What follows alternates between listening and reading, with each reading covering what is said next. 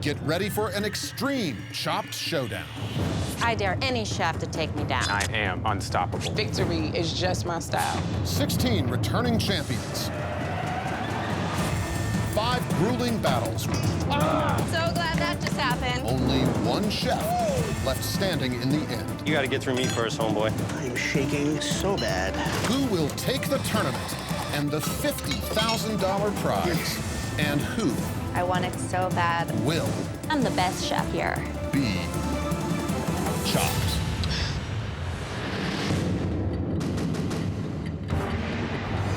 We are now just one competition away from the Chopped Champions Grand Finale fight. 3 unbelievably skilled and determined chefs have already secured their places there.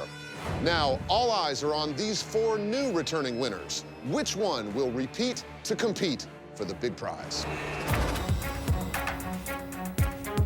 Quick review of the rules, chefs. There are 3 rounds: appetizer, entree, and dessert.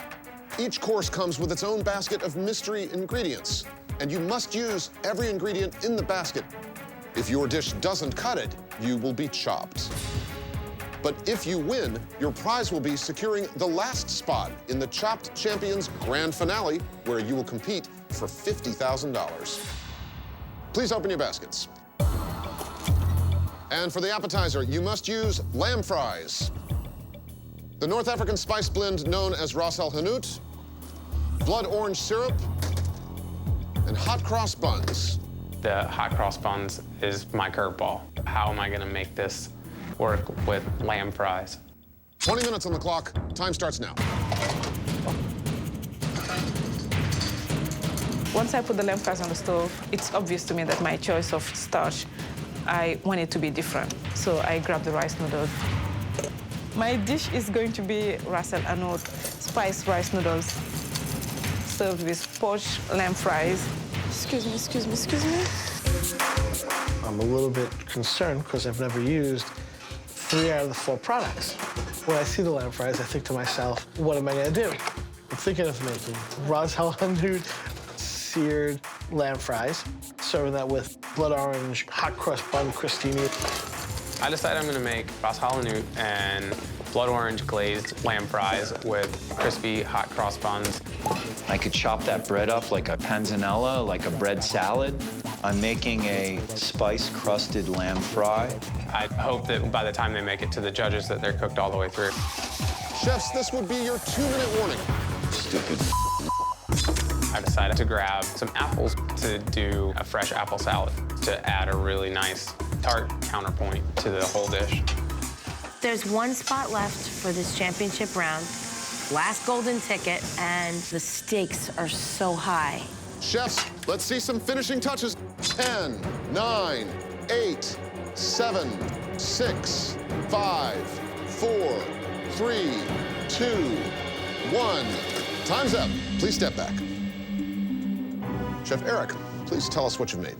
What you have in front of you is a Ras El Hanout pan-seared lamb fry, served with a little bit of a blood orange hot cross bun crostini, a little bit of arugula salad. Chef Marie-Claude. I made poached lamb fries with Ras El Hanout vermicelli. Next, we go to Chef Allen. I've made for you today North African spiced lamb fry. Last appetizer, Chef Justin. So today I made for you Ras El Hanout and blood orange glazed lamb fry. So, whose dish is on the chopping block?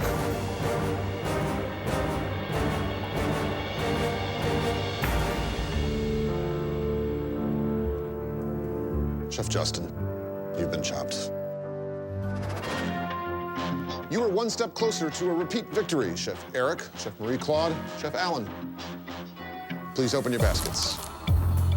The mandatory ingredients for the entree course are wreckfish, sabudana poha, green tomatoes, and huitlacoche. You'll have 30 minutes this time. Clock starts now. My dish is going to be a wreckfish with a huitlacoche soft polenta. The direction is to pan fry the fish fillet to its crispiness.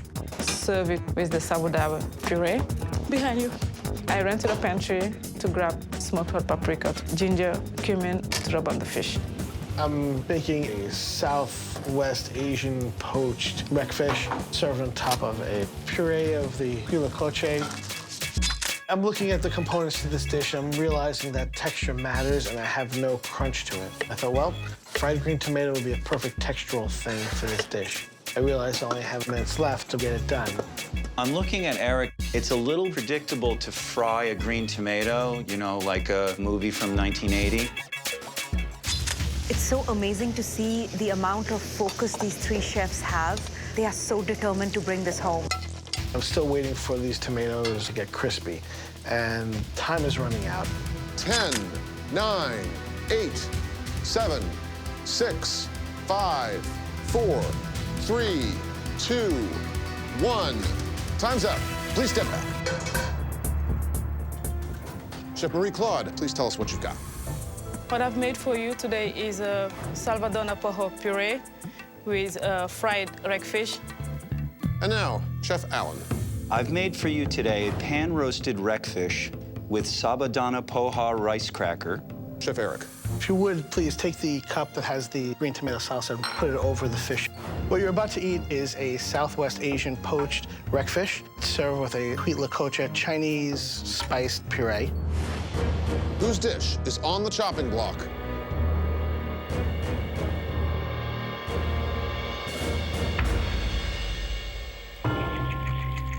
Chef Eric, you've been chopped.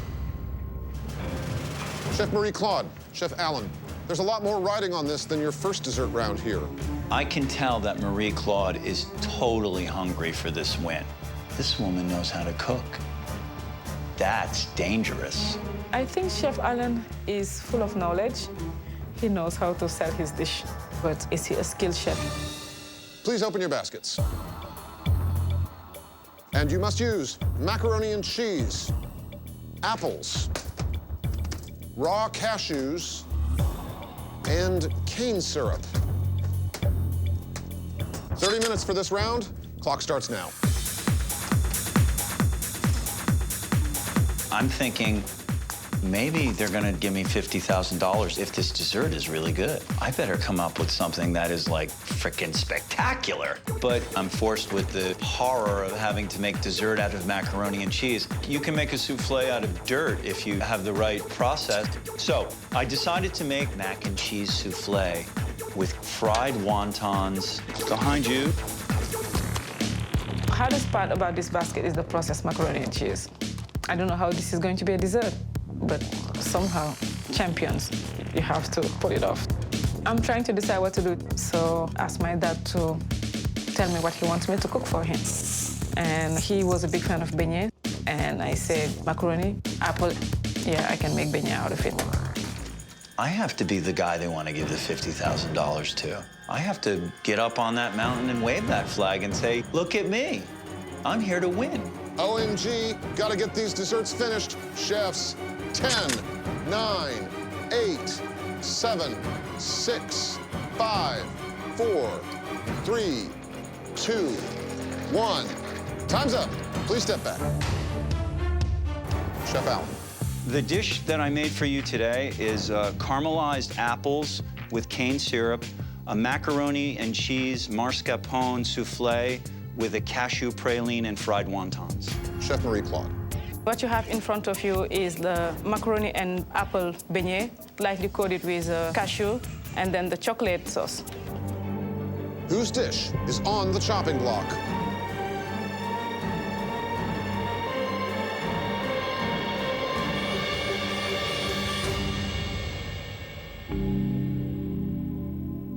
Chef Marie-Claude, you've been chopped. And that means, Chef Alan Harding, that you are, once again, the Chopped Champion, and that you have landed the last remaining spot in the Chopped Champions Grand Finale competition, where you will duke it out for $50,000. Congratulations. Bring it on.